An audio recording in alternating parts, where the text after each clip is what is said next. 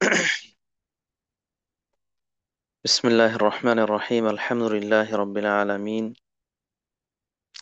والعاقبة للمتقين والصلاة والسلام على نبينا محمد وعلى آله وأصحابه ومن تبعهم بإحسان إلى يوم الدين أما بعد قال الله سبحانه وتعالى في كلامه المجيد وفرقانه الحميد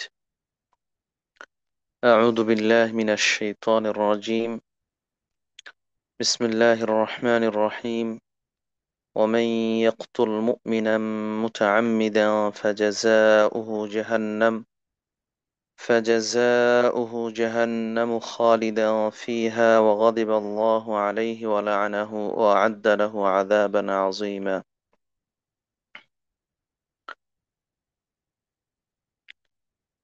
আলহামদুলিল্লাহ। শুরুতে আমরা আবারও প্রশংসা জ্ঞাপন করছি আল্লাহ সুবহানাহু ওয়া তাআলার জন্য, যার বিশেষ অনুগ্রহে অপার দয়ায় আল্লাহ রাব্বুল আলামিন আমাদেরকে স্বাভাবিক রেখেছেন, সুস্থ রেখেছেন, সুন্দরভাবে আমরা জীবনযাপন করার সুযোগ পেয়েছি। যে আল্লাহ রাব্বুল আলামিন আমাদের খাবার দাবার, সুস্থভাবে বেঁচে থাকার জন্য যাবতীয় প্রয়োজনীয় উপকরণ, সুষ্ঠু পরিবেশ দান করেছেন। যে আল্লাহ সুবহানাহু ওয়া তাআলা আমাদের জ্ঞান বিবেক বুদ্ধি সচল রেখেছেন। যে আল্লাহ সুবহানাহু ওয়া তাআলা আমাদেরকে বিভিন্ন সময় বিভিন্ন পরীক্ষা, বালা মুসিবত ইত্যাদির মুখোমুখি করেন আমাদের সম্মান মর্যাদা বৃদ্ধি করার জন্য, পাপ পঙ্কিলতা মোচন করার জন্য, আল্লাহ রাব্বুল আলামিনের পক্ষ থেকে নির্ধারিত যে পুরস্কার সেটা লাভ করার জন্য। যে আল্লাহ সুবহানাহু ওয়া তাআলা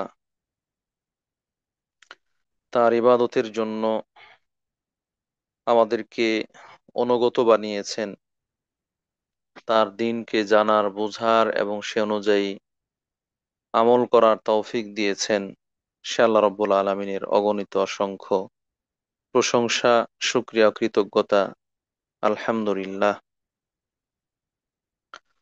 অতঃপর সালাত ও সালাম বর্ষিত হোক আমাদের প্রিয় নবী, সর্বশেষ নবী রাসূল, সর্বকালের সর্বযুগের সর্বশ্রেষ্ঠ মহামানব, আদর্শবান শিক্ষক, মানবতার মুক্তির দূত, উত্তম আদর্শের মূর্ত প্রতীক মুহাম্মদুর রাসূলুল্লাহ সাল্লাল্লাহু আলাইহি ওয়াসাল্লামের ওপর, তার পরিবার পরিজন, তার সঙ্গী সাথী এবং কিয়ামত পর্যন্ত একনিষ্ঠ প্রতিটি অনুসারীর ওপর বর্ষিত হোক শান্তির অমিয় ধারা। আল্লাহুম্মা আমিন। সম্মানিত সমবেত দিনী বোনেরা, এসো আল্লাহর পথে কোরআনের আলোয় এই গ্রুপের আয়োজনে কোরআন এবং সহিহ হাদিস থেকে দারসুল ফিকহের ৫৫তম পর্বে কাছে দূরে দেশে প্রবাসে যে যেখান থেকে সংযুক্ত সম্পৃক্ত হয়েছেন, শুরুতে জানাচ্ছি আন্তরিক অভিনন্দন, শুভেচ্ছা, মোবারকবাদ। পাশাপাশি আল্লাহ রাব্বুল আলামিনের কাছে শুরুতেই দোয়া করছি আল্লাহ রাব্বুল আলামিন যেন আমাদেরকে সুস্থতার চাদরে আচ্ছাদিত করেন, আমরা যেন আল্লাহ রাব্বুল আলামিনের দিনকে সঠিকভাবে জানার বোঝার জন্য এবং সে অনুযায়ী আমল করার জন্য মন খুলে হৃদয়ের গহীন থেকে আল্লাহ রাব্বুল আলামিনের সন্তুষ্টি লাভের উদ্দেশ্যেই সেটি জানার বোঝার চেষ্টা করি। আল্লাহ তৌফিক দান করেন এবং এই দিন জেনে বুঝে সে অনুযায়ী আমল করে যেন আমরা নিজেদেরকে জাহান্নাম থেকে রক্ষা করতে পারি এবং আল্লাহর জান্নাতের মেহমান হিসেবে পরিগণিত হই। আল্লাহ রব্বুল আলামিন আমাদের সকলকে সে তৌফিক দান করুন, আমিন। আজকের এই সুন্দর আয়োজন করার জন্য যারা সার্বিকভাবে চেষ্টা করেছেন, করছেন, হাসিনা আপু, আফসানা আপু, শেখ হাফেজ, শহীদুল্লাহ মাদানী, হাফিজাহুল্লাহ সহ অন্যান্য দিনী ভাই বোনেরা, আল্লাহ রব্বুল আলামিন সকলকে উত্তম জাযা দান করুন, তার দ্বীনের খেদমতের জন্য কবুল করে নিন, দুনিয়া ও আখেরাতে উত্তম পুরস্কারে ভূষিত করুন, বিভিন্ন ধরনের বালা মুসিবত থেকে আল্লাহ হেফাজত করুন। আপনারা ইতিমধ্যে অনেকে জেনেছেন হাসিনা আপুর আম্মু পড়ে গিয়ে আক্রান্ত হয়েছেন, আহত হয়েছেন। আল্লাহ রব্বুল আলামিন তাকে সুস্থতা দান করুন, তার পরিবারের সদস্যদেরকে ধৈর্য ধরার, স্থিতিশীল থাকার তৌফিক দান করুন, তাদেরকে উত্তম জাযা দান করুন। আর একদিনই বোন আয়েশা আপু, তিনিও তার মায়ের জন্য দোয়া চেয়েছেন। আল্লাহ রব্বুল আলামিন তাকেও সুস্থতা দান করুন। এইভাবে সকল মুমিন ও মুসলিম অসুস্থদেরকে আল্লাহ রব্বুল আলামিন আরোগ্য দান করুন, শিফা দান করুন, আমিন আল্লাহুম্মা আমিন। প্রিয় উপস্থিতি, ইতিমধ্যে আপনারা অবগত হয়েছেন আজকের 55তম দারসুল ফিকহে আমরা যে বিষয়ে আলোচনা উপস্থাপন করব ইনশাআল্লাহ, সেটি হচ্ছে গুণ, খুন, হত্যা ইত্যাদি এইগুলোর ভয়াবহতা এবং কঠিন পরিণতি পরিণতি ইসলামী শরীয়তের বিধিবিধান সম্পর্কে। আমরা দীর্ঘদিন থেকে আজকে প্রায় 55তম দার্সে উপনীত হয়েছি। কিতাবুল ফিকহ আল মুয়াস্সার তথা কোরআন ও সহিহ হাদিসের আলোকে সহজ ফিকহ, এই কিতাবের ধারাবাহিকতায় পর্যায়ক্রমে আমরা সেই পবিত্রতা, সালাত, যাকাত, সিয়াম, হজ, জিহাদ, বিভিন্ন ধরনের দুনিয়াবি লেনদেন, বিবাহ শাদী, তালাক, পারিবারিক সম্পর্ক, অধিকার, দায়িত্ব, কর্তব্য ইত্যাদি বিষয়ে পর্যায়ক্রমে খণ্ড খণ্ড করে অল্প অল্প করে আলোচনা করছি, শুনছি, জানছি, বুঝছি, আলহামদুলিল্লাহ। সেই কিতাবের ধারাবাহিকতায় পরবর্তী আলোচনায় এসেছে কিতাবুল হুদুদ। ইসলামী শরীয়তে কোরআন এবং সহিহ হাদিসের আলোকে নির্ধারিত কিছু অপরাধের, নির্দিষ্ট কিছু অপরাধের নির্ধারিত শাস্তি, সেই শাস্তিগুলো সম্পর্কে। কারণ আমরা পূর্ব থেকে জানি যে ইসলামী শরীয়ত, যেই শরীয়ত মৌলিকভাবে দুটো বিষয়ের মাধ্যমে প্রতিষ্ঠিত, একটি হচ্ছে কর, আরেকটি হচ্ছে করোনা। একটি হচ্ছে কর, আল্লাহ রাব্বুল আলামিন যা যা আদেশ করেছেন, করতে বলেছেন, আল্লাহ রাসূল সাল্লাল্লাহু আলাইহি ওয়াসাল্লাম যা যা করেছেন, করতে বলেছেন, আদেশ করেছেন, এই কাজগুলো করা, সম্পন্ন করা, বাস্তবায়ন করা, এগুলো হচ্ছে এক শ্রেণীর। আরেক শ্রেণী হচ্ছে করোনা, বিরত থাকো, করা যাবে না, যেগুলোকে আমরা নিষেধ হিসেবে জানি, যা আল্লাহ রাব্বুল আলামিন কোরআনের মধ্যে, তার রাসূল সাল্লাল্লাহু আলাইহি সাল্লাম হাদিসের মধ্যে নিষেধ করেছেন, করা থেকে বিরত থাকতে বলেছেন, বাধা দিয়েছেন, সেগুলো না করা, সেগুলো থেকে বিরত থাকা, বেঁচে থাকা। এই হচ্ছে মৌলিকভাবে দুটো শ্রেণী বা দুটো বিষয়, যে দুটোর আলোকে ইসলামী শরীয়ত প্রতিষ্ঠিত। সেই হিসেবে আল্লাহর এবং তার রাসূলের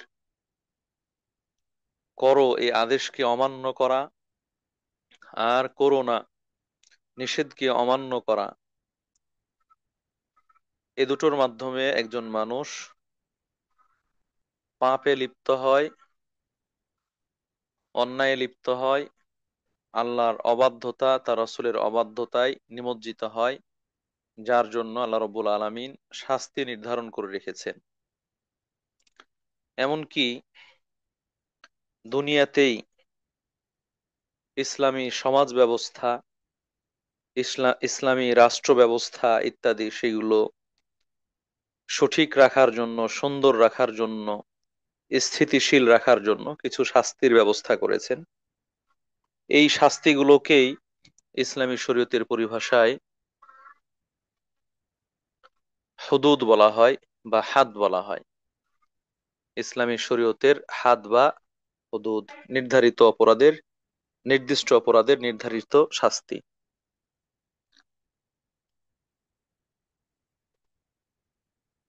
এই হাদ বা হুদুদ, নির্ধারিত শাস্তি,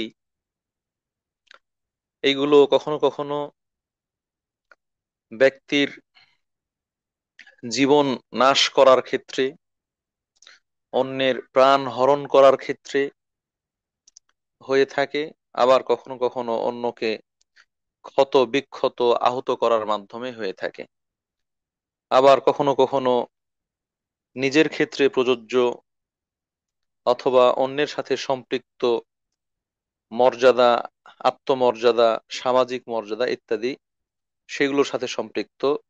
সেই হিসেবে এই হাতগুলো বিভিন্ন ধরনের। আজকে আমরা যে ধরনের হাদ বা ইসলামী শরীয়তের বিধান সম্পর্কে আলোচনা করব, সেটি হচ্ছে একজন মানুষ আরেকজন মানুষকে হত্যা করা, খুন করা, গুম করা, তার প্রাণ নাশ করা, মেরে ফেলা ইত্যাদি সম্পর্কে ইসলামী শরীয়তে কি বলে, তার বিধান কি, এটা কতটুকু অপরাধ, এবং দুনিয়াতে কি শাস্তি, পরকালে কি শাস্তি, সে সে প্রসঙ্গে আলোচনা উপস্থাপন করার চেষ্টা করব ইনশা আল্লাহ। প্রিয় উপস্থিতি, প্রথমে আমরা জেনে নেই যে আল্লাহ রাব্বুল আলামিন তিনি আমাদের জন্ম দেন, তিনি আমাদের মৃত্যু ঘটান। আল্লাহ রাব্বুল আলামিন তিনি আমাদের জীবন দান করেন, তিনি আমাদের মৃত্যু ঘটান। ওয়াল্লাযী ইউহয়ী ওয়া ইউমীত, আল্লাহ তাআলা তিনি আমাদেরকে জীবন দেন, তিনি আমাদের মৃত্যু ঘটান। তাহলে আমাদের জীবন এবং মরণের প্রকৃত মালিক হচ্ছেন আল্লাহ সুবহানাহু ওয়া তাআলা।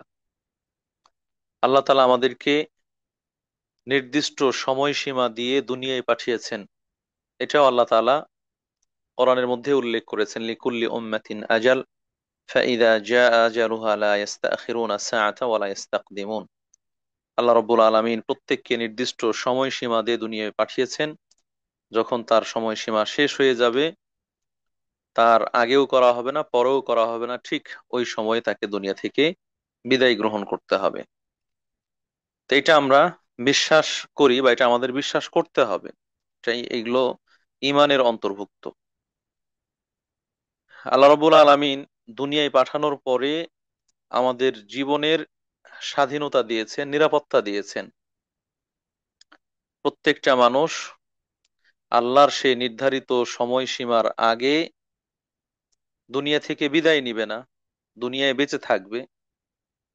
এটাই হচ্ছে আল্লাহ রাব্বুল আলামিনের শরীয়তের বিধান। কিন্তু কোনো মানুষ যদি সীমা লঙ্ঘন করে, শরীয়তের বিধানকে উপেক্ষা করে, নিষেধকে অমান্য করে, এবং আরেকজনকে মেরে ফেলে, হত্যা করে, আরেকজনের জীবনকে শেষ করে দেয়, তাহলে নিঃসন্দেহে এটা অনেক বড় অপরাধ, এটা অন্যায়। আল্লাহ রাব্বুল আলামিন যেই নিয়মে সৃষ্টি করলেন, যার ক্ষমতা নিজের হাতে রাখলেন, সেটাকে যেন সে লুণ্ঠন করলো, সেটাকে সে অগ্রাহ্য করলো, সেটাকে সে অমান্য করলো, এজন্য নিঃসন্দেহে এটা বড় ধরনের অপরাধ। দ্বিতীয়ত, আল্লাহ রাব্বুল আলামিন একজন মুমিন ও মুসলিমকে নিরাপদে বেঁচে থাকার অধিকার দিয়েছেন। নিরাপদে বেঁচে থাকার অধিকার দিয়েছেন, যেটা আমরা এর আগেও আলোচনা করেছি। আজকেও আমরা পুনরাবৃত্তি করছি। ইসলাম একজন মুমিন ও মুসলিম ব্যক্তিকে নিরাপদে বেঁচে থাকার জন্য পরিপূর্ণ অধিকার দান করেছে। এজন্য আল্লাহ রাসূল সাল্লাল্লাহু আলাইহি সাল্লাম হাদিসের মধ্যে বলেছেন, ইন্না দিমাআকুম ওয়া আমওয়ালাকুম হারামুন আলাইকুম কা হুরমাতি ইয়াউমিকুম হাযা ওয়া বালাদিকুম হাযা ওয়া শাহরিকুম হাযা। নিশ্চয় একজন মুমিন এর রক্ত তথা জীবন, তার সম্পদ এবং তার সম্মান সম্ভ্রম, এটি আরেকজন মুমিন ও মুসলিমের জন্য হারাম। তার জীবন নাশ করা, মেরে ফেলা, তার সম্পদ লুণ্ঠন করা অথবা তার সম্মানহানি করা, এটা একজন মুমিন ও মুসলিমের জন্য হারাম। যেইভাবে হারাম মাস, যেইভাবে হারাম নগরী, যেইভাবে হারাম দিন। সম্মানিত উপস্থিতি, অনুরূপভাবে আল্লাহ রাসূল সাল্লাল্লাহু আলাইহি সাল্লাম আরেকটি হাদিসের মধ্যে বলছেন, একজন মুমিন ও মুসলিম ব্যক্তি ততক্ষণ পর্যন্ত স্বাচ্ছন্দ্যে, স্বাধীনতা নিয়ে বসবাস করার, জীবন যাপন করার সুযোগ পাবে যতক্ষণ পর্যন্ত সে অন্যের রক্তপাত না করে, অন্যের জীবন হরণ না করে। যতক্ষণ পর্যন্ত সে আরেকজনকে হত্যা করেনি, মেরে ফেলেনি, খুন করেনি, ততক্ষণ পর্যন্ত সে নিরাপত্তা নিয়ে স্বাচ্ছন্দ্যে মুসলিমদের মাঝে জীবনযাপন করার অধিকার ভোগ করবেন। এর মানে দাঁড়াচ্ছে, যদি কোনো মুমিন ও মুসলিম ব্যক্তি অন্যায়ভাবে আরেকজন মুমিন ও মুসলিম ব্যক্তিকে খুন করেন, মেরে ফেলেন, হত্যা করেন, তাহলে সে নিজেই আর বেঁচে থাকার অধিকার রাখে না, নিজের জীবনকে চলমান রাখার আর অধিকার রাখে না। তাকেও মৃত্যুর মুখোমুখি হওয়া, মৃত্যুর মুখোমুখি হওয়ার উপক্রম করে দেয়, সে সে পর্যন্ত নিয়ে যায়।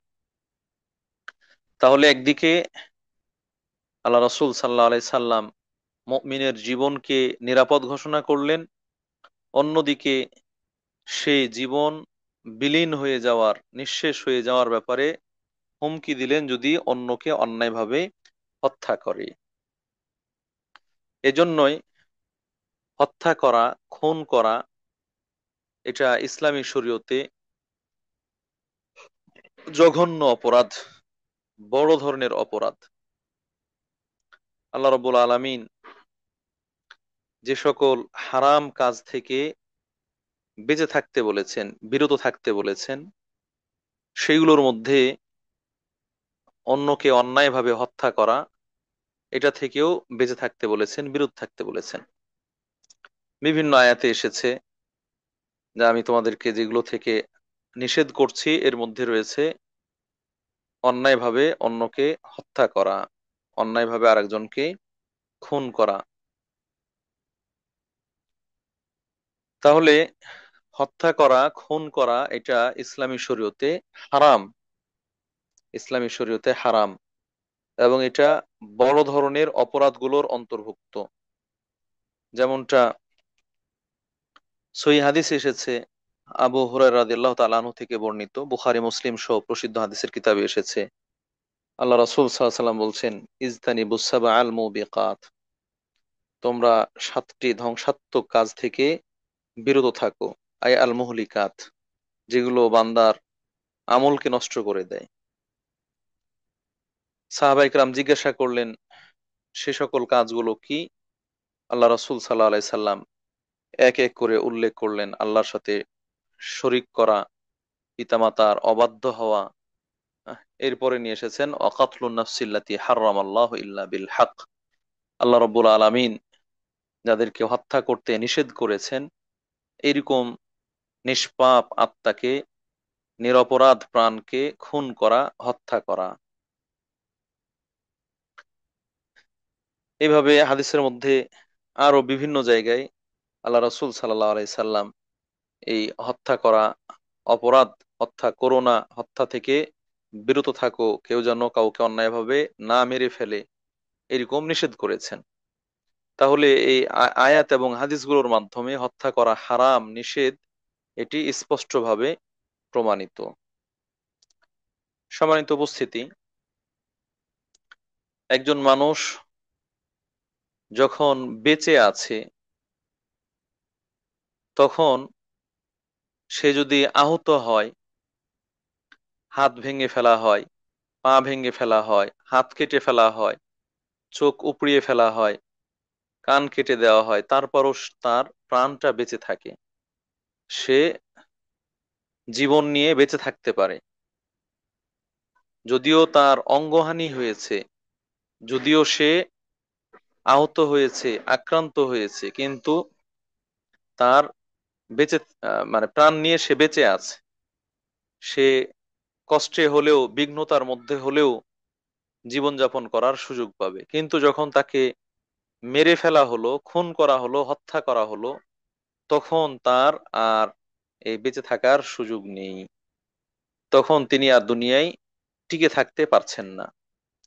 তো এই জন্য এটা যেন আরেকজনের ওপর চূড়ান্ত পর্যায়ের জুলুম, চূড়ান্ত পর্যায়ের সীমা লঙ্ঘন। যেখানে ইসলামী শরীয়ত একজন অমুসলিম, কাফের, মুশরিক, তাকে সরাসরি হত্যা করার নির্দেশ দেয় না, তাকে সরাসরি হত্যা করার নির্দেশ দেয় না, বরং তাকে দাওয়াত দেওয়ার কথা বলা হয়েছে। যদি সে দাওয়াত মেনে নেয়, কবুল করে, তাহলে সে নিরাপত্তা লাভ করবে, সুন্দরভাবে বেঁচে থাকবে। তাও যদি না মেনে নেয়, তাহলে সে ট্যাক্স দিয়ে মুসলিম সমাজে বসবাস করার নিরাপত্তা লাভ করবে, সুযোগ লাভ করবে। তাও যদি না মানে, তখন তার বিরুদ্ধে যুদ্ধ করার কথা এসেছে, তাকে হত্যা করার কথা এসেছে, প্রথম দফায় নয়। সে জায়গা থেকে একজন নিরপরাধ মুসলিম, অথবা সে অপরাধ করেছে ব্যক্তি পর্যায়ে, তার ওপর রাগ করে চড়াও হয়ে তাকে মেরে ফেলা, হত্যা করা, নিঃসন্দেহে এটা অনেক বড় অন্যায়, অনেক বড় সীমা লঙ্ঘন। যেই প্রাণ হরণ করার পরে সেটা ফিরিয়ে দেওয়ার আর কারোরই কোনো সুযোগ নেই, সক্ষমতা নেই, ক্ষমতা নেই। এজন্য স্বয়ং আল্লাহ রাব্বুল আলামিন এই মুমিনকে, এজন্য স্বয়ং আল্লাহ রাব্বুল আলামিন এই একজন মানুষকে অন্যায়ভাবে হত্যা করাটাকে সারা বিশ্বের মানুষকে হত্যা করার সাথে তুলনা করেছেন। মান কাতালা নাফসান বিগাইরি নাফসিন আও ফাসাদিন ফিল আরদি ফাকান্নামা কাতালান নাসা জামিআ। যে ব্যক্তি অন্যায়ভাবে বিশৃঙ্খলা সৃষ্টি করে কোনো নিরপরাধ প্রাণকে হত্যা করে, সে মুমিন হোক অথবা গায়রে মুমিন হোক, সে মুসলিম হোক অথবা অমুসলিম হোক, আল্লাহ তাআলা এখানে মুমিন মুসলিম সুনির্দিষ্টভাবে বলেননি, বরং নাফস বলেছেন, প্রাণ বলেছেন, আত্মা বলেছেন। যে কাউকে যদি কেউ অন্যায়ভাবে হত্যা করে, সে যেন পুরো মানব জাতিকে হত্যা করে ফেললো। কত ভয়াবহ অপরাধ! একজনকে হত্যা করা যেন পুরো মানব জাতিকে হত্যা করার মতো। এর বিপরীতে, এর বিপরীতে যদি কোনো ব্যক্তি কাউকে হত্যার হাত থেকে বাঁচাতে পারে, ফাকান্নামা আহইয়ান নাসা জামিআ, সে যেন মানব জাতিকে রক্ষা করলো, মানব জাতিকে হত্যার হাত থেকে মুক্ত করতে পারলো। অনুরূপভাবে আল্লাহ রাব্বুল আলামিন ঘোষণা করেছেন, ওয়ালা তাকতুলুন নাফসাল্লাতী হাররামাল্লাহু ইল্লা বিল হক। যে সকল প্রাণকে আল্লাহ রাব্বুল আলামিন হত্যা করতে হারাম করেছেন, অন্যায়ভাবে তোমরা সেগুলোকে হত্যা করো না। আর যদি এই হত্যাযোগ্য কোনো মুমিন ও মুসলিমের বিরুদ্ধে হয়ে থাকে, কোনো মুমিন ও মুসলিম ব্যক্তিকে হত্যা করা হয়ে থাকে, তাহলে সেটাকে আল্লাহ রাব্বুল আলামিন আরো শক্ত ভাষায়, কঠিন ভাষায় ঘোষণা করেছেন, ওয়ামান ইয়াকতুল মুমিনান মুতাআম্মিদান ফাজাযাউহু জাহান্নামু খালিদান ফিহা, যে ব্যক্তি ইচ্ছাকৃতভাবে কোনো মুমিনকে হত্যা করবে তার ঠিকানা জাহান্নাম, তার পরিণতি জাহান্নাম, খালিদান ফিহা, সেইখানে চিরকাল বসবাস করবে। শুধু তাই নয়, ওয়াগাদিবাল্লাহু আলাইহি, তার উপর আল্লাহর গজব, আল্লাহর রাগ ক্রোধ, ওয়া লা'নাহু, আল্লাহ রাব্বুল আলামিন তাকে লানত করেছেন, ওয়া আ'আদ্দা লাহু আযাবান আযীমা, আল্লাহ রাব্বুল আলামিন তার জন্য বড় শাস্তি, কঠিন শাস্তি নির্ধারণ করেছেন, বড় শাস্তি, কঠিন শাস্তি নির্ধারণ করেছেন। সম্মানিত উপস্থিতি, একদিকে আল্লাহ তাআলা বললেন জাহান্নামে দিবেন, এরপরে আবার বলছেন যে আরো জাহান্নামের ভিতরে তার জন্য কঠিন কঠিন শাস্তি অপেক্ষা করছে, যেটা আল্লাহ রাব্বুল আলামিন তার জন্য প্রস্তুত করে রেখেছেন। তাহলে অনুভব করুন, এই মানুষ হত্যা করা, মানুষ খুন করা কত বড় অপরাধ, কত কঠিন অপরাধ, যার কারণে আল্লাহ রাব্বুল আলামিন এই ঘোষণা দিয়েছেন। ভুলবশত যদি কেউ হত্যা করে ফেলে, সেক্ষেত্রেও বলছেন ওমা কানা লিমুমিনিন আইয়াকতুলা মুমিনান ইল্লা খাতাআ, কোন মুমিন অন্য মুমিনকে ইচ্ছাকৃত হত্যা করতে পারেন না, কোশ্চিন কালেও না, তবে ভুলবশত হত্যা হয়ে যেতে পারে। ওমান কাতালা মুমিনান খাতাআ, যদি কেউ ভুলবশত কোনো মুমিনকে হত্যা করেই ফেলে, আহ, হয়তো হাতে তরবারি নিয়ে যাচ্ছিল অথবা অস্ত্র নিয়ে যাচ্ছিল, সেটা ভুলবশত আরেকজনের দিকে গুলি লেগে হত্যা হয়ে গেছে, বা তরবারির আঘাতে হত্যা হয়ে গেছে, অথবা একটা ইট ছুঁড়ে মেরেছিল, সেটা কোনো পশুকে না লেগে ওই ব্যক্তিকে লেগে হত্যা হয়ে গেছে। অজান্তে এরকম হয়ে যেতে পারে, অনিচ্ছাকৃতভাবে হয়ে যেতে পারে। এই ধরনের যদি হয়ে যায়, সেক্ষেত্রেও বলা হচ্ছে ফাতাহরিরু রাকাবাতিন মুমিনাতিন ওয়া দিয়াতুম মুসাল্লামাতুন ইলা আহলিহি, এই মুমিন ব্যক্তিকে অন্যায়ভাবে হত্যা করার জন্য তাকে দাস মুক্ত করতে হবে, এবং ওই নিহত ব্যক্তির পরিবারকে দিয়াত প্রদান করতে হবে, রক্তপণ বা মুক্তিপণ প্রদান করতে হবে। সম্মানিত উপস্থিতি, তাহলে আমরা মোটামুটি এতক্ষণের আলোচনা থেকে স্পষ্টভাবে বুঝতে পারলাম যে মানুষ হত্যা করা এটা ব্যাপকভাবে, জেনারেলি বা সাধারণভাবে নিষেধ, সে মুসলিম হোক বা অমুসলিম হোক।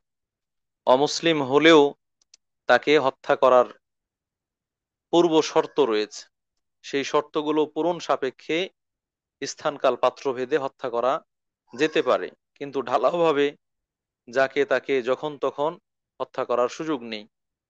আর যদি মুসলিম হয়, তাহলে সেই মুসলিম ব্যক্তি পূর্ণ নিরাপত্তা এবং স্বাধীনতা নিয়ে বসবাস করবে, জীবনযাপন করবে, এটাই ইসলামী শরীয়তের বিধান। তাকে যদি কেউ ইচ্ছাকৃতভাবে হত্যা করে, তাহলে তার ঠিকানা হচ্ছে জাহান্নাম, তার ঠিকানা জাহান্নাম। ইসলামী শরীয়তে আরো স্পষ্ট করে বলা হয়েছে, যদি সেই ব্যক্তি তাকে হত্যা করা জায়েজ মনে করে হত্যা করে, তাহলে সে কাফের হয়ে যাবে। যদি তাকে হত্যা করা জায়েজ, কোনো মুমিন ও মুসলিম ব্যক্তিকে হত্যা করা জায়েজ এরকম মনে করে হত্যা করে, খুন করে, তাহলে এই হত্যাকারী খুনকারী কাফের হয়ে যাবে। আর কাফেরের জন্য জান্নাত হারাম, জাহান্নাম অবধারিত। দ্বিতীয়ত যদি তৃতীয়ত, যদি কোনো ব্যক্তি ইচ্ছাকৃতভাবে হত্যা করছে কিন্তু জায়েজ মনে করে নয়, তারপরও সে কঠিন শাস্তির সম্মুখীন হবে। যেমনটা আমরা শুনলাম, চিরকাল জাহান্নামে থাকবে, এবং আল্লাহর গজব ও লানত তার ওপর, সাথে সাথে আল্লাহ রাব্বুল আলামিন আরো কঠিন কঠিন শাস্তি নির্ধারণ করে রেখেছেন। এমনকি আল্লাহ রাসূল সাল্লাল্লাহু আলাইহি ওয়াসাল্লাম এই হত্যার পথ বন্ধ করার জন্য হাদিসে স্পষ্ট করে ঘোষণা করেছেন, আল কাতিলু ওয়াল মাকতুলু কিলাহুমা ফিন্নার, যে হত্যাকারী সেও জাহান্নামী, যাকে হত্যা করা হলো সেও জাহান্নামী। যদি পরস্পর বিবাদমান অবস্থায় এরকম হত্যাযজ্ঞ সংঘটিত হয়, তাহলে পরস্পর বিবাদমান অবস্থায় যদি হত্যাযজ্ঞ সংঘটিত হয়, তাহলে হত্যাকারী আর যে নিহত হলো উভয়কে আল্লাহ রাসূল সাল্লাল্লাহু আলাইহি ওয়াসাল্লাম জাহান্নামী বলেছেন। কেন? যেহেতু এই হত্যা এটি একটি জঘন্য অপরাধ, মারাত্মক অপরাধ, এবং এর মাধ্যমে মানুষের জীবন হরণের, মানুষের প্রাণ বিনাশ করার পথটি উন্মুক্ত হয়। এজন্য উভয়কে আল্লাহ রাসূল সাল্লাল্লাহু আলাইহি ওয়াসাল্লাম জাহান্নামী হিসেবে আখ্যায়িত করেছেন। হত্যাকারী, সে তো হত্যাকারী হিসেবে জাহান্নামে যাবে, কিন্তু নিহত ব্যক্তি সে জাহান্নামে যাবে কেন? সেও ওই ব্যক্তিকে হত্যা করার মনস্থ করেছিল, ইচ্ছা করেছিল। হত্যাকারী তাকে হত্যা করে ফেলেছে, কিন্তু নিহত ব্যক্তি পারেনি দেখে হত্যা করেনি, কিন্তু সেও হত্যা করার মন মানসিকতা রেখেছিল। এই জন্য আল্লাহ রাসূল ইসলাম তার এই ধরনের ইচ্ছার কারণে তাকেও জাহান্নামী হিসেবে আখ্যায়িত করেছেন।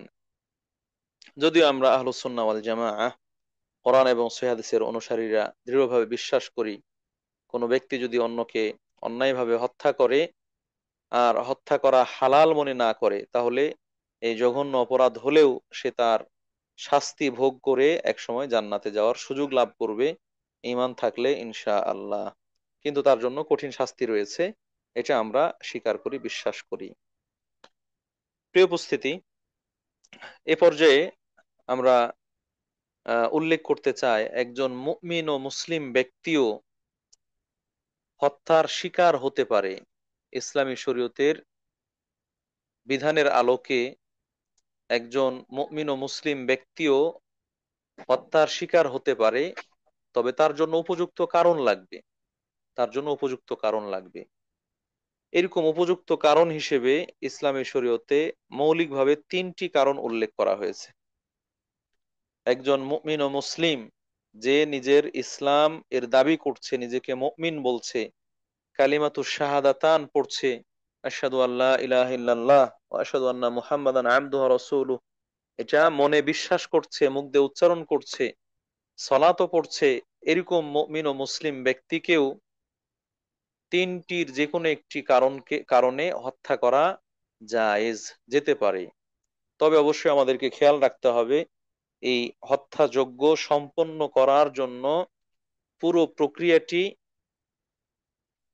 পুরো প্রক্রিয়াটি তত্ত্বাবধান করবেন, সম্পন্ন করবেন মুসলিম শাসক। মুসলিম শাসক, যদি মুসলিম শাসক থাকেন তাহলে শাসক পর্যায়ে এই বিধানটি তারা বাস্তবায়ন করবেন। এই তিনটি কারণের একটি কারণ হচ্ছে, যদি কোনো ব্যক্তি অন্য কোনো ব্যক্তিকে অন্যায়ভাবে হত্যা করে, কোনো ব্যক্তি অন্য কোনো ব্যক্তিকে অন্যায়ভাবে হত্যা করে, তাহলে এই অন্যায়ভাবে হত্যা করার বিধান হচ্ছে তাকে হত্যা করা হবে, যেটাকে আমরা চিনি কিসাস হিসেবে। কিসাস, হত্যার বদলে হত্যা, এটা একটা বৈধ কারণ। দ্বিতীয় কারণ হচ্ছে, যদি কোনো বিবাহিত নারী বা পুরুষ জেনা ব্যভিচার করে, যদি কোনো বিবাহিত নারী বা পুরুষ জেনা বা ব্যভিচার করে, তাহলে তাকেও ইসলামী শরীয়তের বিধান অনুযায়ী পাথর নিক্ষেপ করে হত্যা করা হবে। এটি একটি বৈধ কারণ।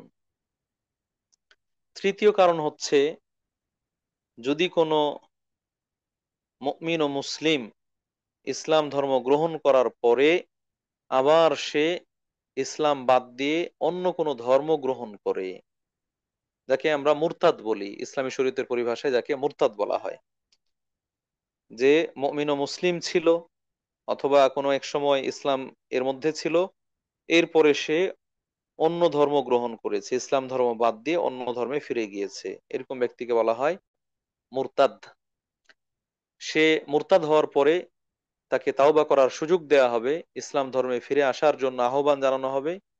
যদি সে ফিরে আসে আলহামদুলিল্লাহ, আর যদি ফিরে না আসে তাহলে তাকে মুসলিম শাসক বা মুসলিম সরকার হত্যা করবেন মুরতাদ হিসেবে। এই তিনটি হচ্ছে বৈধ কারণ।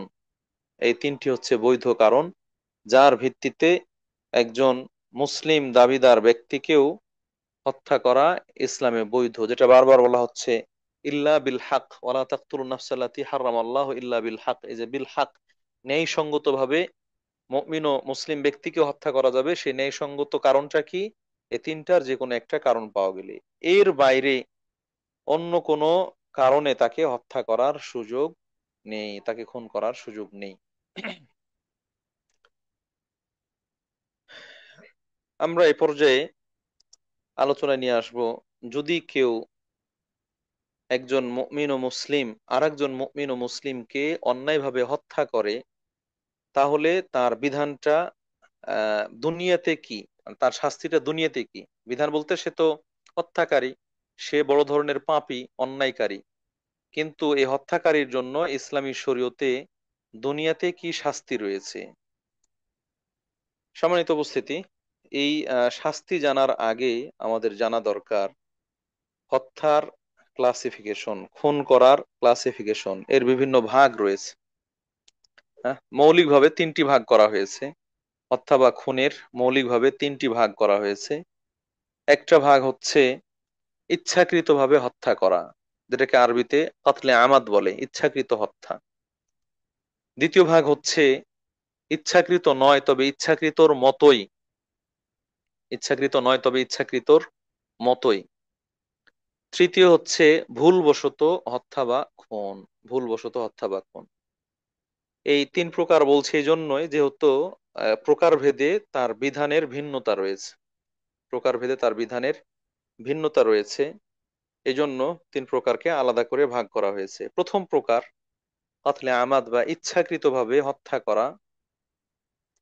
এইরকম আহ হত্যার ডেফিনেশন বা সংজ্ঞায় বলা হয়েছে, কোনো ব্যক্তি কাউকে খুন করার জন্য, মেরে ফেলার জন্য আঘাত করলো, কাউকে খুন করার জন্য বা মেরে ফেলার জন্য আঘাত করলো, এবং এমন অস্ত্র দিয়ে, এমন জিনিস দিয়ে আঘাত করলো, সাধারণত যে সকল জিনিস দিয়ে আঘাত মারার জন্যই আঘাত করা হয়, মেরে ফেলার জন্যই আঘাত করা হয়, খুন করার জন্যই আঘাত করা হয়, এরকম অস্ত্র দিয়ে আঘাত করার মাধ্যমে যদি কেউ কাউকে ইচ্ছাকৃতভাবে হত্যা করে, তাহলে সেটাকে কাতলে আমাদ বলে বা ইচ্ছাকৃত হত্যা বলে।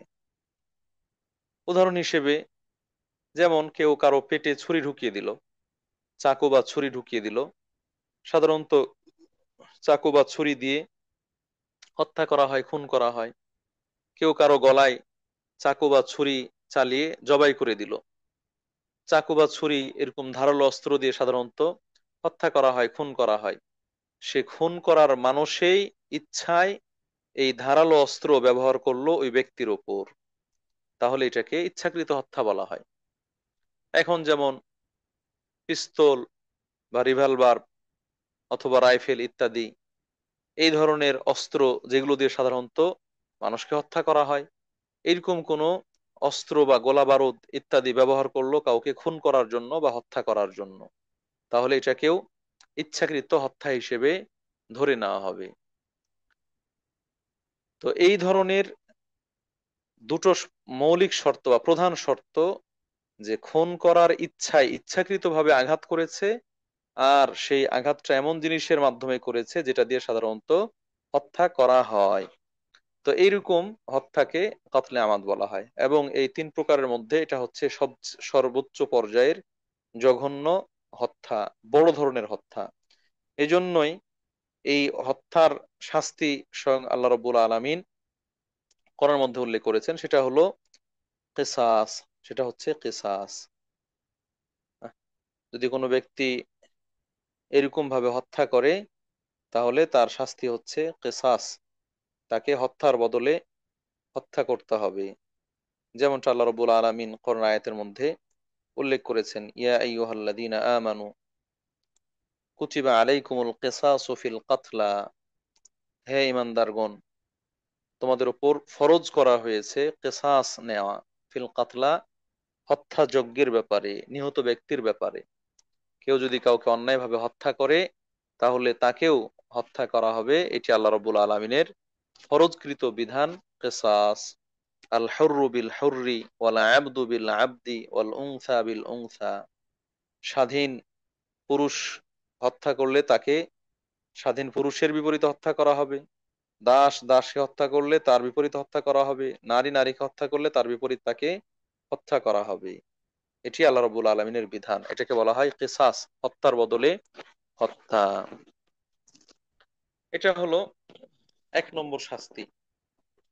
ইচ্ছাকৃতভাবে হত্যা করলে তার আর বেঁচে থাকার সুযোগ নেই, তাকেও কিসাসান হত্যা করা হবে। তথ্য প্রমাণের ভিত্তিতে প্রমাণিত হলে তাকে হত্যা করা হবে। এক্ষেত্রে যদি হত্যাকারী একাধিক ব্যক্তি হয়, একাধিক ব্যক্তি মিলে একজনকে হত্যা করেছে, 4-5 জন 6-7 জন এরকম মানুষ মিলে একজনকে হত্যা করেছে, যেমনটা এখন হচ্ছে, মানুষের মধ্যে যেন খুনাখুনি, মারামারি, হত্যাযজ্ঞ, এটা খুব নর্মাল বিষয় হয়ে গেছে, খুব সাধারণ বিষয় হয়ে গেছে। ছোট ছোট বাচ্চা কিশোর গ্যাং তৈরি করে ফেলেছে, তাদের কোনো কিছু করতে মন চাইলো, কেউ বাধা দিলে তাকে মেরে ফেলছে। নেশাখোর, চাঁদাবাজ, তাদের দৌরাত্ম অনেক বেড়ে গিয়েছে। চাঁদা চাইলো, নেশা করার জন্য কোনো কিছু চাইলো, না দিলে তাকে মেরে ফেলছে। এইভাবে যেন খুনাখুনি, হত্যা, এটা খুব সহজ হয়ে গেছে। তো একজন ব্যক্তিকে যদি একজন মারে, তাহলে তো তার বিরুদ্ধে তাকে হত্যা করা হবে। এমনকি একজন ব্যক্তিকে হত্যা করতে যদি একাধিক ব্যক্তি অংশগ্রহণ করে, তাহলে কিসাসান সবাইকে হত্যা করা হবে। 5 জন 10 জন 20 জন থাকলেও 10 জন 20 জনকে হত্যা করা হবে একজনের বিপরীতে। ওমর রাদিয়াল্লাহু তাআলা আনহু খুব শক্ত ভাষায় ঘোষণা দিয়েছেন, যদি একজন নিরপরাধ মুসলিম ব্যক্তিকে হত্যা করার জন্য 100 জন ব্যক্তি অংশগ্রহণ করে, তাহলে ওই এক ব্যক্তির হত্যার বিপরীতে 100 জনকে হত্যা করে কিসাস নেব। এমনকি বলেছেন, যদি সানা, একটা এলাকা এখন যেটা ইয়ামানের রাজধানী, সে এলাকার সকল মানুষ অংশগ্রহণ করে, তাহলে সকল মানুষকেই কিসাসান হত্যা করা হবে। আল্লাহু আকবার! কত বড় অপরাধ! কেননা তারা সবাই মিলে একজনকে অন্যায়ভাবে হত্যা করেছে। তাহলে এটা হচ্ছে ইসলামী শরীয়তের বিধান। কেউ কাউকে অন্যায়ভাবে, ইচ্ছাকৃতভাবে ধারালো অস্ত্র দিয়ে হত্যার উদ্দেশ্যে হত্যা করে, তাহলে তার বিপরীতে তার মৃত্যুদণ্ড বা কিসাস কার্যকর করা হবে। দ্বিতীয়ত, যদি নিহত ব্যক্তির পরিবারের লোকেরা এই হত্যাকারীর কিসাস না চায়, তারা মাফ করে দেয়, তারা মাফ করে দেয়, তাহলে তার উপর কিসাস প্রযোজ্য হবে না। নিহত ব্যক্তির পরিবার ভেবে দেখলো যে সে না হয় মেরেছে, সে না হয় মেরেছে, আমরা আর তাকে না মারি, সে বেঁচে থাক, সে তাওবা করে ভালো মানুষ হয়ে জীবন যাপন করুক, এরকম মনে করে যদি তারা তাকে মাফ করে দেয়, তাহলে এই ব্যক্তি মাফ পেয়ে যাবে, তাহলে এই ব্যক্তি মাফ পেয়ে যাবে। তৃতীয় শাস্তি হচ্ছে, যদি তারা মাফ করতে রাজি হয়, কিসাস না নিতে চায়, দিয়ত নিতে চায়, নিহত ব্যক্তির হত্যার বদলে তারা রক্তপণ নিতে চায়, রক্তপণ নিতে চায়, তাহলে এটাকে বলা হয় দিয়াত। একজন ব্যক্তিকে হত্যা করার কারণে তার জীবনের যদি মূল্য নির্ধারণ করা হয়, তাহলে ইসলামী শরিয়ার আলোকে সেটি নির্ধারণ করা হয়েছে 100টি উট, 4 শ্রেণীর 100টি উট। এই 100 উট বা তার সমমূল্যের সম্পদ নিহত ব্যক্তির পরিবারকে প্রদান করবে এ হত্যাকারী। এরকম এই বিনিময়টাকে বলা হয় দিয়াত, এই বিনিময়টাকে বলা হয় দিয়াত। তো যদি দিয়াত নিতে চায়, তাহলে সেই দিয়াতের বিনিময়েও এই হত্যাকারী পরিত্রাণ পেতে পারে, মাফ পেতে পারে। তাহলে এখানে হত্যাকারীর দুনিয়াতে শাস্তি হিসেবে এসেছে তিনটির যে কোনো একটি, হয়তো হত্যার বদলে হত্যা, যেটাকে কিসাস বলা হয়। দ্বিতীয়ত, যদি নিহত ব্যক্তির পরিবার হত্যার বদলে হত্যা না চায়, দিয়ত চায়, দিয়তের বিনিময়ে মাফ করা, কিসাস বাতিল করা, তাহলে সেটিও করতে পারে। তৃতীয়ত হচ্ছে নিঃশর্তভাবে মাফ করে দেওয়া, কোনো মুক্তিপণ না নিয়ে মাফ করে দেওয়া, এই তিনটির যে কোনো একটি করতে পারে। এই হলো প্রথম প্রকার হত্যার ক্ষেত্রে শাস্তি। আরো এখানে কিছু বিশেষ বিশেষ শর্ত রয়েছে, এগুলো বিস্তারিত আলোচনা, এজন্য আমরা সেদিকে যাচ্ছি না। আমরা শুধু হত্যাযজ্ঞ সংগঠন করা এটা যে কত জঘন্য ভয়াবহ সেটার বিষয়ে আহ দৃষ্টি আকর্ষণ করার জন্যই আজকের আলোচনাটি অবতারণা করছি, যেটা অনেক জঘন্য একটি অপরাধ, যার কারণে মানুষ বেঁচে থাকার অধিকার রাখে না। কোনো নারী যদি পুরুষকে হত্যা করে অথবা কোনো পুরুষ নারীকে হত্যা করে, তাহলে কিসাসান সেই নারীর বিপরীতে পুরুষকে বা পুরুষের বিপরীতে নারীকে হত্যা করা হবে। কোনো মুসলিম যদি কোনো কাফের, নিরপরাধ কাফের অথবা চুক্তিবদ্ধ কোনো কাফের বা অমুসলিমকে হত্যা করে, সেক্ষেত্রে মুসলিম ব্যক্তিকে কিসাসান হত্যা করা যাবে না। অমুসলিমের বিপরীতে মুসলিমকে কিসাসান হত্যা করা যাবে না, তবে এক্ষেত্রে অবশ্যই দিয়ত দিতে হবে বা মুক্তিপণ দিতে হবে। মুক্তিপণ দিতে হবে। কোনো দাস দাসী যদি কোনো দাস দাসী যদি কোনো স্বাধীন পুরুষকে হত্যা করে, তাহলে সেই দাস দাসীকে কিসাসান হত্যা করা হবে। কিন্তু কোনো স্বাধীন পুরুষ যদি দাস দাসীকে হত্যা করে, তাহলে তার বিপরীতে স্বাধীন পুরুষকে বা নারীকে হত্যা করা যাবে না। এক্ষেত্রেও দিয়াত দিতে হবে, মুক্তিপণ দিতে হবে। সন্তান যদি পিতাকে হত্যা করে, সন্তান যদি পিতাকে হত্যা করে, আল্লাহ না করুক এরকম কোনো কুলাঙ্গার সন্তান থাকে, পিতা মাতাকে হত্যা করে, তাহলে এই সন্তানকে হত্যা করা না করার ব্যাপারে ওলামায়ে কেরাম, ইসলামিক স্কলারগণ দ্বিমত করেছেন। তবে হত্যা করা যাবে এরকম মতও দিয়েছেন, আবার কেউ বলেছেন যে হত্যা করা যাবে না এরকম মত দিয়েছেন। কিন্তু এর বিপরীতে যদি কোনো পিতা বা মাতা সন্তানকে হত্যা করে ফেলে, মেরে ফেলে, তাহলে সে পিতা মাতাকে কিসাসান হত্যা করা যাবে না। এক্ষেত্রে দিয়াত দিতে হবে, কিন্তু হত্যা করা যাবে না। এই হচ্ছে মোটামুটি কিসাসের সাথে সংশ্লিষ্ট কিছু বিষয়। এখানে দেখুন, আল্লাহ রাব্বুল আলামিন এই যে কিসাস বা হত্যার বদলে হত্যার বিধানটি রেখেছেন, এটি কেন? ইসলামী শরীয়তের দৃষ্টিভঙ্গি হচ্ছে, যখন এই কিসাসের বাস্তবায়ন হবে, তখন ব্যক্তি হত্যা করার আগে, খুন করার আগে একবার দুইবার নয়, বরং শতবার হাজারবার ভেবে দেখবে যে আরেকজনকে মারলে আমার নিজেরই বেঁচে থাকার অধিকার থাকবে না। আমার নিজেরই বেঁচে থাকার অধিকার থাকবে না, তাকে মারা মানে আমার নিজেই মরে যাওয়া। কারণ কিসাসান আমাকে হত্যা করা হবে। তো এই কিসাস এজন্যই প্রযোজ্য করা হয়েছে, যেন হত্যাযজ্ঞ হ্রাস পায়। যদিও বাহ্যিক দৃষ্টিতে মনে হচ্ছে, এবং ইসলাম এর বিশুদ্ধারকারীরা এটা নিয়ে বিশুদ্ধারও করে, যে হত্যার বদলে হত্যা এটা যেন মানবতা বিরোধী কাজ। তা আসলে এটা বিশুদ্ধার করার মতো বিষয় নয়, বরং এটা বাহবা পাওয়ার মতো বিষয়, যে ইসলামী শরীয়ত কেসাস প্রতিষ্ঠা করার মাধ্যমে হত্যাযজ্ঞের সম্প্রসারণ ঘটাচ্ছে না, বরং হত্যাযজ্ঞকে রক্ষা করার জন্য, নির্মূল করার জন্য কেসাসের বিধান রেখেছে, যাতে করে হত্যাকারী অন্যকে হত্যা করার আগে, খুন করার আগে, গুম করার আগে শতবার ভেবে দেখে যে তাকে হত্যা করলে আমার নিজেরই বেঁচে থাকার সুযোগ থাকবে না। এটাই হচ্ছে ইসলামী শরীয়তের সবচেয়ে বড় দৃষ্টিভঙ্গি। দ্বিতীয় প্রকার, এই হত্যাগুলোর দ্বিতীয় প্রকার হচ্ছে আহ শিবহুল আমাদ বা ইচ্ছাকৃতর মতো। ইচ্ছাকৃত নয়, কিন্তু ইচ্ছাকৃতর মতো। এই ধরনের হত্যা কাকে বলে, তার ডেফিনিশন কি? এখানে দুটোর একটা জিনিস থাকবে।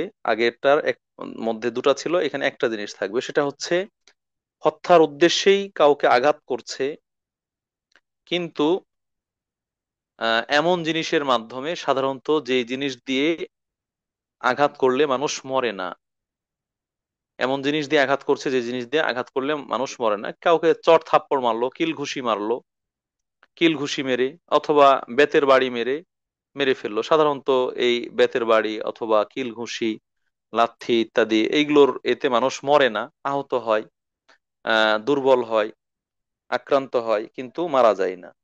কিন্তু সে এমন ভাবে মাইর দিল যে সে ব্যক্তি মারা গেল, যাকে মাইর দিল সে মারা গেল। এইরকম ভাবে যারা হত্যা করে, এটাকে বলা হয় শিবহুল আমাদ, ইচ্ছাকৃতর মতোই, তবে এটা ইচ্ছাকৃত নয়। এই ধরনের হত্যা সংঘটন করার মধ্যে কিসাস নেই। কিসাস শুধু প্রথম প্রকারের মধ্যেই, এই জায়গায় কিসাস নেওয়ার সুযোগ নেই। কিসাস নেওয়ার ক্ষেত্রে অবশ্যই ইচ্ছাকৃতভাবে এবং ধারালো অস্ত্র দিয়ে হত্যা করতে হবে। তবে এই শিভুল আমাদের ক্ষেত্রেও বলা হয়েছে যে এক্ষেত্রে দিয়ত দিতে হবে। দ্বিতীয় শাস্তি হচ্ছে হয় দিয়ত দিবে, মুক্তিপণ দিবে, অথবা নিহত ব্যক্তির পরিবার মাফ করে দিবে। যদি নিহত ব্যক্তির পরিবার মাফ করে দেয় নিঃশর্তভাবে, তাহলে মাফ পেয়ে যাবে। আর যদি তারা দিয়ত দাবি করে, মুক্তিপণ দাবি করে, তাহলে ওই নিহত ব্যক্তির মৃত্যুর বদলে তাদেরকে মুক্তিপণ দিতে হবে 100 উট। 100 উট। উটের ক্ষেত্রে কিছু ক্লাসিফিকেশন আছে। কম বয়স বেশি বয়সের বাচ্চা যেন অপরাধ এর তীব্রতা অনুযায়ী সেটার পরিমাণের মধ্যে কম বেশি হবে, 3 শ্রেণী বা 4 শ্রেণী বা 5 শ্রেণীর। তো এখানে 4 শ্রেণীর কথা বলা হয়েছে। 4 শ্রেণীর উট দিয়ে তার 100টা উট অথবা তার সমমূল্যের সম্পদ দিয়ে দিয়ত প্রদান করবে। এটা কোন ক্ষেত্রে? যদি ইচ্ছাকৃতভাবে হত্যা করছে কিন্তু ওই সকল অস্ত্র দিয়ে নয় যেগুলো দিয়ে সাধারণত হত্যা করা হয়, এরকম অস্ত্র দিয়ে নয়, বরং হত্যা করা হয় এরকম অস্ত্র ছাড়া অন্য অস্ত্র দিয়ে বা লাঠি দিয়ে অথবা কিল ঘুষি মেরে মেরে ফেলে সেক্ষেত্রে।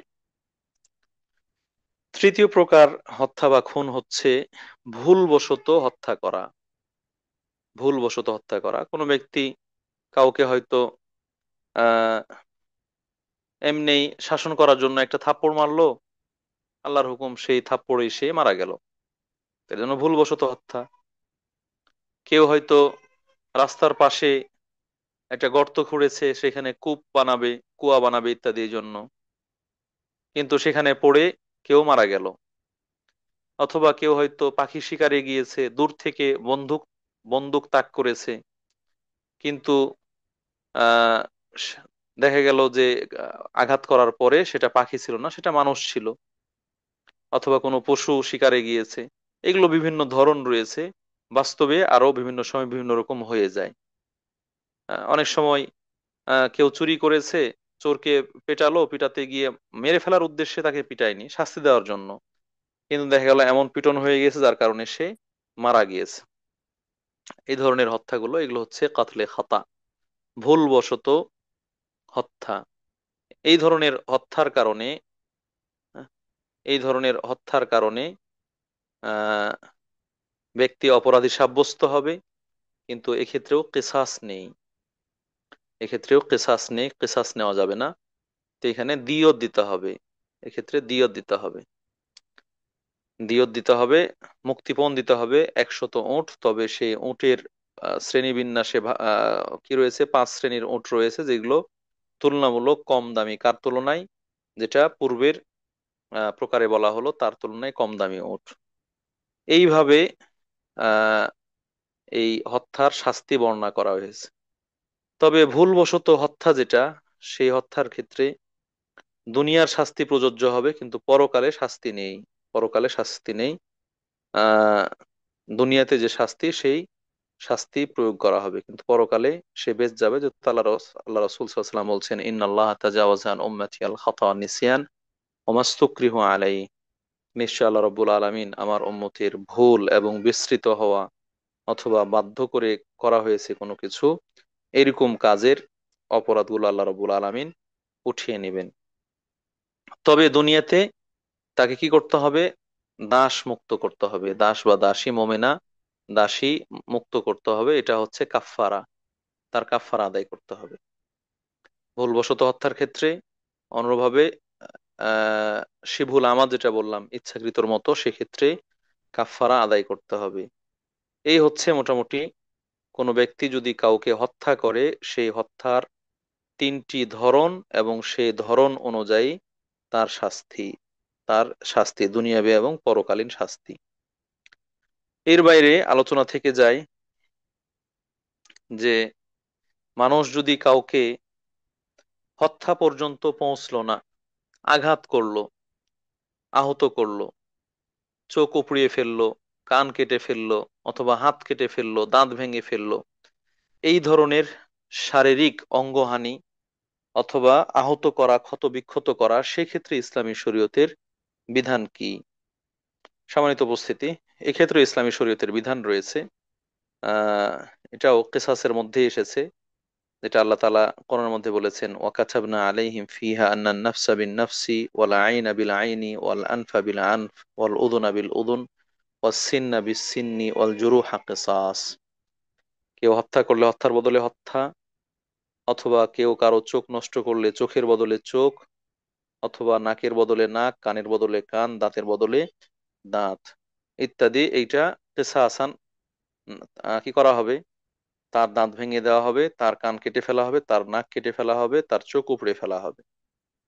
আর যদি এইগুলো অথবা এর বাইরে অন্য কোনো আহত হয়, একটা আঙ্গুল কেটে ফেলেছে, অথবা আঘাত করেছে, রক্ত ঝরিয়েছে ইত্যাদি, সেরকম ক্ষেত্রে বলছেন অল জুরু হাক্কেসাস, অন্যান্য ক্ষত আহত সেগুলোর ক্ষেত্রেও কি করতে হবে? কেসাস আদায় করতে হবে। তাহলে মানুষের দেহের ওপর সীমা লঙ্ঘন, এটা হত্যা পর্যন্ত হোক বা হত্যার আগে হাত পা ভেঙে দেওয়া, চোখ নাক কান ইত্যাদি কেটে ফেলা উপড়ে ফেলা, এর মাধ্যমে হোক, উভয় অবস্থায় কেসাস রয়েছে এবং তার জরিমানা রয়েছে। কেসাস রয়েছে এবং তার জরিমানা রয়েছে। এইগুলো বিস্তারিত আলোচনা, যেটা হয়তো স্থান কাল পাত্র ভেদে কারো জিজ্ঞাসা থাকলে সেগুলো করা যাবে।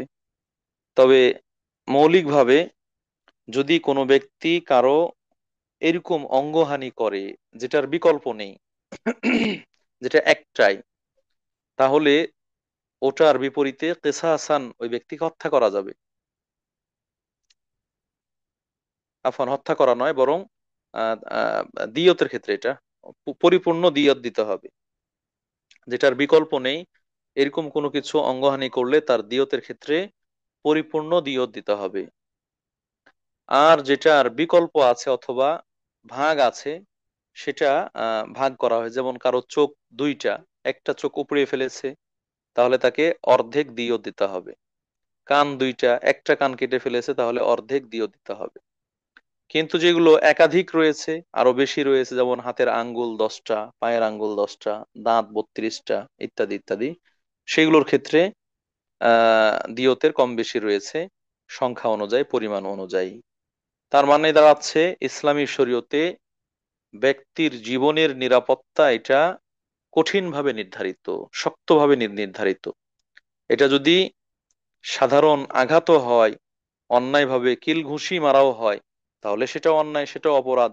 তার জন্য ইসলামী শরীয়তে শাস্তি রয়েছে। কেউ কারো রক্ত ঝরায়, এ রক্ত অনর্থক নয়, বৃথা যাবে না, তার বিপরীতেও ইসলামী শরীয়তে জরিমানা রয়েছে এবং শাস্তি রয়েছে। প্রিয় উপস্থিতি, সে জায়গা থেকে আজকের আলোচনায় আমরা এতটুকু উপস্থাপন করতে চাই যে আল্লাহ রব্বুল আলামিন ইসলাম ইসলামী শরীয়তে এবং মানবিক দৃষ্টিকোণ থেকে প্রত্যেকের জীবনের নিরাপত্তা নিশ্চিত করেছেন, স্বাধীনতা দিয়েছেন, নিরাপত্তা দিয়েছেন। আর এই নিরাপত্তা নিশ্চিত করার ক্ষেত্রে যদি কেউ মানুষের জীবন হরণ করে অথবা মানুষকে ক্ষতবিক্ষত আহত করে, তাহলে তার বিরুদ্ধে শাস্তির ব্যবস্থা রেখেছেন, যেন মানুষ কোনোভাবে অন্যের ওপর চড়াও না হয়, মানুষ অন্যায়ভাবে আরেকজনকে হত্যা করার পথ বেছে না নেয়, মানুষ গুম করা বা খুন করার মতো ধৃষ্টতা না দেখায়। এই জন্য আল্লাহ রবুল আলমিন এই ধরনের শাস্তি দুনিয়াতে ব্যবস্থা করেছেন। আর মৃত্যুর পরেও তো কঠিন কঠিন শাস্তি রয়েছে, যেগুলোর আলোচনা আমরা উপস্থাপন করলাম। প্রিয় উপস্থিতি, আল্লাহ রব্বুল আলামিন আমাদেরকে আমাদের জীবনের প্রত্যেকটা ক্ষেত্রে ইসলামী শরীয়তের যে বিধান, সেই বিধানের আলোকে আমাদের জীবন যাপন করার তৌফিক দান করুন। মানুষ হিসেবে মানুষের প্রতি যে সম্মান, মর্যাদা, সেই সম্মান মর্যাদা সমুন্নত রেখে, যথাযথ রেখে আমরা যেন পরস্পরের জীবন নিরাপত্তা প্রদান করি, পরস্পরের সম্পদের নিরাপত্তা প্রদান করি, পরস্পরের সম্মান সম্ভ্রমের নিরাপত্তা প্রদান করি। কেউ কারো জীবন সম্পদ বা সম্মান সম্ভ্রম হরণ না করি, বিনাশ না করি। আল্লাহ রবুল আলমিন আমাদেরকে সে তৌফিক দান করুন। আমিন। এ বলে আমরা আজকের আলোচনা এখানেই শেষ করছি। আলোচনার শেষ পর্যায়ে আমরা দোয়া করছি, যারা দীর্ঘ সময় ধরে আমাদের সাথে সংযুক্ত আছেন, সম্পৃক্ত আছেন, আল্লাহ রবুল আলমিন তাদেরকে উত্তম জাযা দান করুন। যারা দিন জানার বুঝার জন্য বিভিন্নভাবে ত্যাগ তিতিক্ষা বিসর্জন দিচ্ছেন, আল্লাহ রাব্বুল আলামিন তাদের সেই কোরবানিগুলো, সেই মেহনত গুলো, পরিশ্রম গুলো কবুল ও মঞ্জুর করুন। এগুলোর উত্তম জাযা দান করুন। সর্বোপরি যেন দিনের সঠিক জ্ঞানটা আমরা লাভ করতে পারি এবং সে অনুযায়ী নিজের জীবনকে পরিচালনা করতে পারি। আল্লাহ রাব্বুল আলামিন আমাদেরকে সে তৌফিক দান করুন, আমিন। পাশাপাশি আজকে আমাদের কাছে অনেকে দোয়া চেয়েছেন, অনেকে দোয়া চাননি। আল্লাহ রাব্বুল আলামিন আমাদের জীবনের ভুল ত্রুটিগুলো মাফ করে দিন, আমাদের পাপগুলো ধুয়ে মুছে সাফ করে দিন, পবিত্র পবিত্র বানিয়ে দিন। আমাদের মাঝে অনেকে অসুস্থ রয়েছেন, আল্লাহ রাব্বুল আলামিন তাদেরকে সুস্থতা দান করুন। বিশেষ করে হাসিনা আপুর আম্মু পড়ে গিয়ে আক্রান্ত হয়েছেন, আহত হয়েছেন, হসপিটালাইজড সেখানে আছেন। আহ তিনি আর একদিনই বোন, তিনি তার মায়ের জন্য দোয়া চেয়েছেন। এইভাবে মুসলিম মা ও বোনেরা, ভাই ও বাবারা যে যেখানে আক্রান্ত আছেন, আল্লাহ রাব্বুল আলামিন সকল অসুস্থদেরকে পরিপূর্ণ সুস্থতা দান করুন, তাদের দুঃখ কষ্ট লাঘব করে দিন, এর বিনিময়ে উত্তম জাযা দান করুন, ভুল ত্রুটিগুলো মাফ করে দিন, আমিন আল্লাহুম্মা আমিন। যারা অভাবে আছেন, আল্লাহ রাব্বুল আলামিন তাদের অভাব দূর করে দিন, তাদেরকে উত্তম রিজিক দান করুন। আল্লাহ রাব্বুল আলামিন আমাদের সকলকে হালাল ভক্ষণ করার তৌফিক দান করুন, আমাদের হালাল রিজিকে বরকত দান করুন। আল্লাহ রাব্বুল আলামিন আমরা যেন সকল প্রকার হারাম থেকে পরিপূর্ণভাবে বেঁচে থাকতে পারি সে তৌফিক দান করুন। সন্দেহপূর্ণ, সংশয়পূর্ণ রিজিক থেকে যেন আমরা বেঁচে থাকতে পারি সে তৌফিক দান করুন, আল্লাহুম্মা আমিন। আল্লাহ রাব্বুল আলামিন আমাদের মা বোনেরা অনেকে দাম্পত্য জীবনের কলহের মধ্যে রয়েছেন, অশান্তির মধ্যে রয়েছেন, তাদের সেই কলহ অশান্তি সেগুলো দিন দূর করে দিন, শান্তিপূর্ণ পরিবেশ দান করুন। অনেকেই বিভিন্নভাবে দিন ধর্ম পালন করার ক্ষেত্রে বাধাগ্রস্ত হচ্ছেন, প্রতিবন্ধকতার মুখোমুখি হচ্ছেন। আল্লাহ রবুল আলামিন তাদের জন্য উপযুক্ত পরিবেশ তৈরি করে দিন, তারা যেন আপনার সন্তুষ্টি লাভের জন্য পর্দা পশিদা সহ হারাম থেকে বেঁচে সুন্দর জীবনযাপন করতে পারেন, আমিন আল্লাহ আমিন। আল্লাহ রবুল আলামিন আমাদের সন্তান সন্ততি সহ সকলে মিলে যেন আমরা মুসলিম পরিবার গঠন করতে পারি, মুসলিম হিসেবে জীবনযাপন করতে পারি, পরিপূর্ণ মুমিন ও মুসলিম হয়ে দুনিয়া থেকে বিদায় নিতে পারি, সে তৌফিক দান করুন, আমিন। যারা আজকের আয়োজনকে সুন্দর করার জন্য সার্বিকভাবে চেষ্টা করেছেন, সময় দিয়েছেন, পরিশ্রম করেছেন, বুদ্ধি পরামর্শ দিয়েছেন, সহযোগিতা করেছেন, আল্লাহ রাব্বুল আলামিন তাদেরকে উত্তম জাযা দান করুন, আমিন। ওয়া আখিরু দাওয়ানা আলহামদুলিল্লাহি রাব্বিল আলামিন। বরাবরের মতো আমরা